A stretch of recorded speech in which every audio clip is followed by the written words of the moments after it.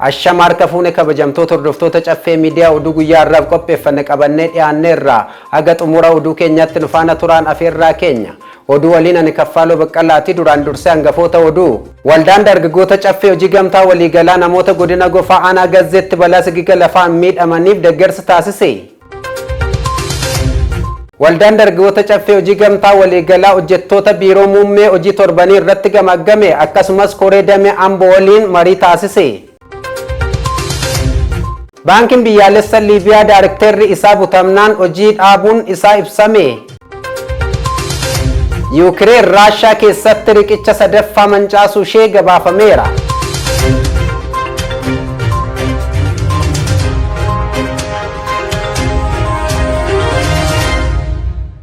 Amma oduu bal'inaan waldaan dargaggoota caffee hojii gamtaa waliigalaa namoota godina Gofaa Aanaa Gazzeetti balaa sigiga lafaan miidhamaniif deeggarsa taasise. Gabaasa dabalataaf lalisee Siisaay.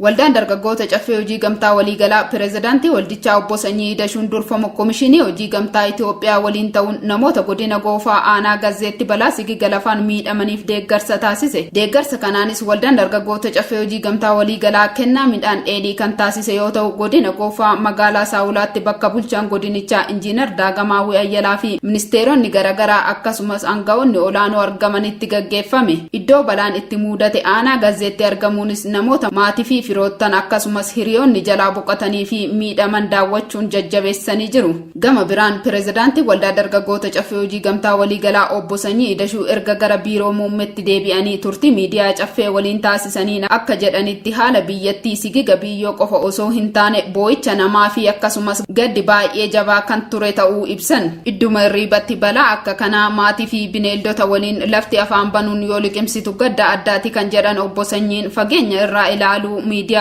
ቆፋን ኢላሉ ረደርቡን አችት ያርጋምና ጀቹን ደምኔ ጅራጀራን የአገራዊ ሁኔታ የአፈር መሸራተቱ ብቻም ሳይሆን የሰዎች እልቃሻው አለ በየሰና ሲገላ ፋቆፋሚት ቦይቻ ናሞታ ገደጭማን እትሙላቴዳ ኢዶ ይርባት ከለት የሮ ለፍት አፋን ባንቴ ናሞታፍ በለዶተ ልቅምስቱ አድጉና መገድሲሳ ሚዲያን ኢላሉ ቆፋራ ዳነ ኢላሉ ወየ ጀነቱ አችደም haaluma kanaan kan nama gaddisiisan keessaa inni tokko gaddadha lammaffaan sharaa hidhanii jiraachurra darbanii boruufis abdii kan hin qabne ta'uu kaasuun boruuf furmaata kaa'uu irratti bulchaa godinichaa Injiinar Daagamaawii Ayyalaa waliin dubbachuu himan.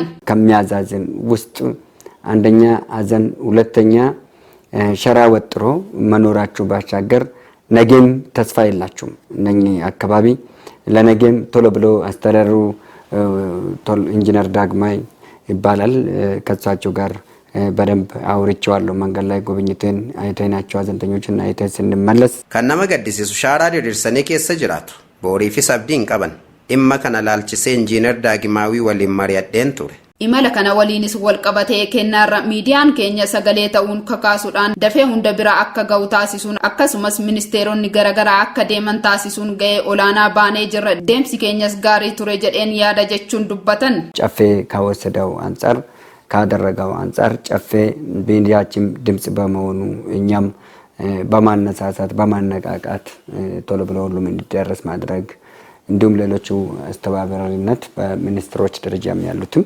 ኮሚሽነሮችም ተጠሪ ተቋማቶችም እንዲሄዱ ማድረግ አንፃር አስተባባሪን ከመሄድ አንፃር ጉልህ ሚና ተጫውተናል። caffeen gargaaru qofa osoo hin taane namoota garaagara miidiyaa isaatiin dadammaqseera.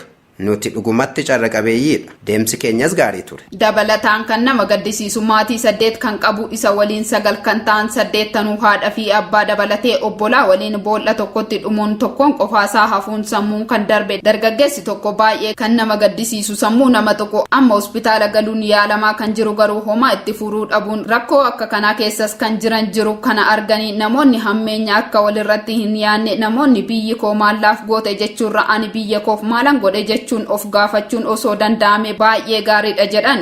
የሚዘገንነው ስምንት ቤተሰብ ያለው እናትና አባት ጭምር ከሱ ጋር 8 የነበሩት 9 የነበሩት 8ቱ እናቱም አባቱም እህቶቹም ወንድሞቹም 8ቱም አንድ ላይ አንድ ጉርጓድ ውስጥ በዛው አልቆ አንድ ብቻውን ቀርቶ ጭንቅላቱም አይምሮን እየሳታ ያለ አንድ ወጣት እጅግ በጣም የሚያዛዝን አይምሮ የሚነካ አሁን ሆስፒታል ገብቶ እየታከመ ያለበት ሁኔታ kan nama gaddisiisu dargaggoon maatii 8 qabu isa waliin 9 kan ta'an maatiin isaa 8 boolla tokkotti dhuma inni afes sammuu dhabuun hospitaala jira garuu ammayyuu ittiin fuudha biyyi koo Itoophiyaan maal naaf goote jechuurra ani biyya koof maalan godhe jedhanii of gaafachuun osoo jiraate gaariidha.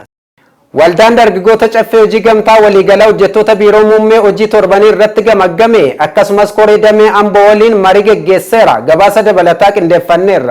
Waldaan dargaggoota caffee hojii gamtaa waliigalaa hojii torbanii hojjettoota biiroo muummee waldichaa hojjettoota buleeyyii fi aaraa wal simsiisuun haala hojii irratti gamaggame. Gamaggama kanaanis hojjettoonni aaraan hojii wal baruu laalchisee akkaataa gabaasa hojiis qoratee jira.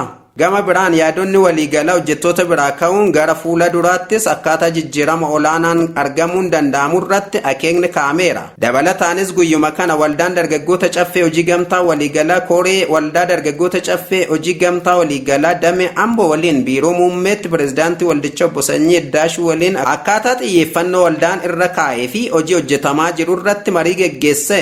Gama biraan mana barumsaa caffeetiin wal qabatee baruuf barsiisuu bara dhufuu irratti akkaataa barattoota dabalanii simachuun danda'amu irrattis mariin geggeeffamee jira. Dabalataanis koreewwan kunneen kan ammaa caalaatti yeroo itti aanuuf itti gaafatamummaa isaaniin hojiilee hojjetaman ariifachiisuu irratti sirreeffama barbaachisu akka taasisan eerameera. Gama yaada koreewwan biraa ka'een mul'anni waldaa kun qabate baay'ee guddaa ta'uu eeruun yeroo gabaabaa keessatti jijjiirama guddaa arguu kaasan. Itti dabaluunis yaadota marii pirezidaantii waldaa caffee obbo Sanyii Iddaashuu kaasan yaada ka'uu qabuu fi kan deeggaran ta'uu dubbatan.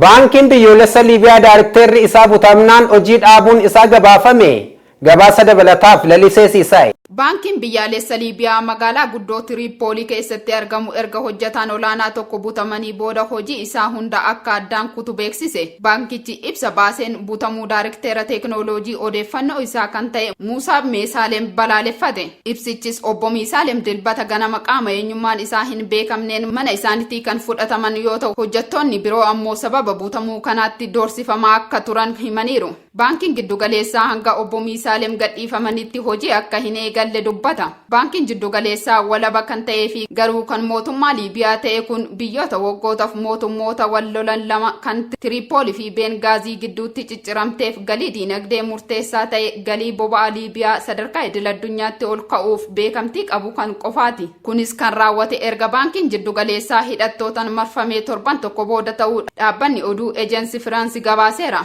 Akka miidiyaaleen biyya keessaa ajaansi Firaansi caqasuun gabaasetti hidhannoo kana kan raawwatan bulchaa baankichaa kan ta'an Seediq Alkabir dirqiin aangoo gadhiisuufidha. Bara 2012 irraa eegalee aangoo kana kan qabatan obbo Kaabir bulchiinsa qabeenya boba'aa fi baajata mootummaa irratti qeequmsi isaan mudata. Erga bara 2011 hoogganaan Liibiyaa Mu'ammar Gaadaafi aangorraa kaafamee ajjeefamee as biyyattiin nageenya dhabuu yeroo dheeratiif rakkachaa turte. Ammatti biyyattiin waldhabdee aangootiin kan qoodamte yoo ta'u mootummaa lama qabdi. Tokko kan Yuunaayitid Neeshiniin beekamtee argamtee fi teessuma ishee Tiriipoolitti godhatte. Kan biraa ammoo baha biyyattii keessatti kan abbaa waraanaa Jeneraal Kaaliifaa Haftariin deeggaramudha.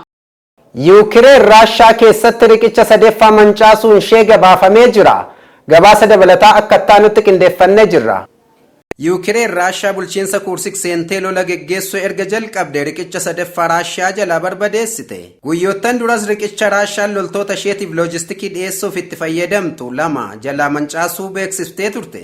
Agayya 18 yeroo humni qilleensaa Yuukireen riqicha guddaa laga Seeyyim irratti ijaarame aleelu viidiyoo agarsiisu gadi lakkiste. Gama biroon ammoo pirezidaantii Yuukireen Volodimir Zeeleniskiin kaayyoo Raashaa seenanii lola bananiin milkeessuu ibsan. Waraanni Yuukireen daangaa Raashaa kan taate bulchiinsa Kursik seenuun waraana geggeessuun Raashaa waraana akka dhaabduuf dhiibbaa gochuu akka ta'e himan.